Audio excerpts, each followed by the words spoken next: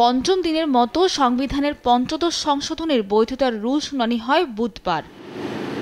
তত্ত্বাবধায়ক ইস্যুতে আপিল বিভাগে রিভিউ বিচারাধীন থাকা অবস্থায় হাইকোর্টে পঞ্চদশ সংশোধনীর রুল শুনানি হওয়ার প্রশ্নে যুক্তিতর্ক উপস্থাপন করেন রাষ্ট্রপক্ষ।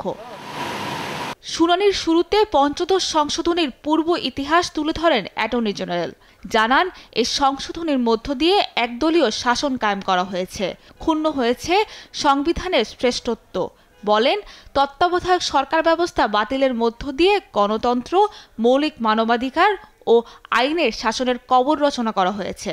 15th অ্যামেন্ডমেন্টের টোটাল স্কিমটাই হলো বাংলাদেশের গণতন্ত্র ধ্বংস করা, ফ্যাসিজমকে প্রলং করা, বাংলাদেশে মুক্তিযুদ্ধের মধ্য দিয়ে অর্জিত যে বাংলাদেশ সেই চেতনাকে ভুলুণ্ঠিত করা, সুপ্রিমেসি অব দি কনস্টিটিউশন যেটা সেইটাকে লঙ্ঘন করা।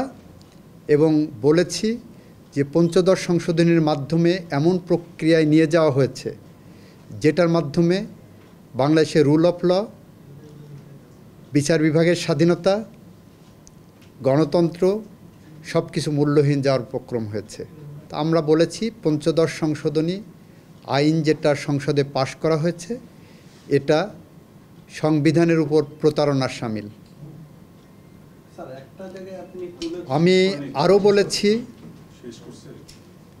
আরও বলেছি যেটা সেটা হলো তত্ত্বাবধায়ক সরকারের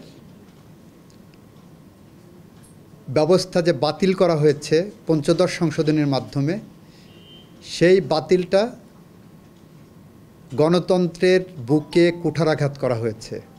পঞ্চদশ সংশোধনী সরাসরি মুক্তিযুদ্ধের চেতনার পরিপন্থী উল্লেখ করে সংবিধানে শেখ মুজিবুর রহমানকে জাতির পিতা ও ৭ মার্চের ভাষণ অন্তর্ভুক্ত করা মৌলিক কাঠামোর পরিপন্থী বলেও জানান অ্যাটর্নি জেনারেল। এই জাতির পিতা একক শব্দটাই শোনা, ইস্যুটা হলো এটা ওনারা এমন জায়গায় নিয়ে গেছেন, আমি এইভাবে বলেছি রাজনৈতিকভাবে এটা ব্যবহার করার জন্য ওনারা যেভাবে করেছেন, ইভেন তার মুক্তিযুদ্ধে তার কৃতিত্বটাকেও ধ্বংস করার জন্য ওনারাই দায়ী, অন্য কেউ না। এটাকে একটা রাজনৈতিক ইস্যু বানিয়েছেন এবং গোটা স্কিমটাই একটা কালারেবল লেজিসলেশন হিসাবে চলে এসছে। আমরা বলেছি বাংলাদেশের মুক্তিযুদ্ধের ওনার অবদান অনস্বীকার্য। রাজনৈতিক নেতৃত্ব হিসাবে উনি অনেক উপরের মানুষ, কিন্তু একজন ব্যক্তি সব কিছু করেছেন, একজন ব্যক্তি সব কিছু। This is not the concept of our preamble of the Constitution. সংবিধানের প্রিএম্বলে বলা হচ্ছে we the people of Bangladesh, আমরা সবাই স্বাধীন করেছি। এবং এই কথাটা 16th অ্যামেন্ডমেন্টের জাজমেন্টে অ্যাপেলেট ডিভিশন বলেছেন যে উইনেস থেকে সরে এসে আমরা আইনেস এবং মায়োপিক থিওরিতে গেছি। এইটা আমাদেরকে যেখানে নিয়ে যাচ্ছে, রাজনৈতিকভাবে আমাদেরকে যে জায়গায় নিয়ে যাচ্ছে, সেই নিয়ে যাওয়াটা কাঙ্ক্ষিত না এবং আমাদের দেশ, রাষ্ট্র, সমাজকে ধ্বংস করছে। সংবিধানে গণভোটের বিধান ফেরত আনতে হাইকোর্টে আর্জিও জানান রাষ্ট্রের সর্বোচ্চ আইন কর্মকর্তা। তবে সংবিধানের সব বিধান বাতিলের পক্ষে নন তিনি।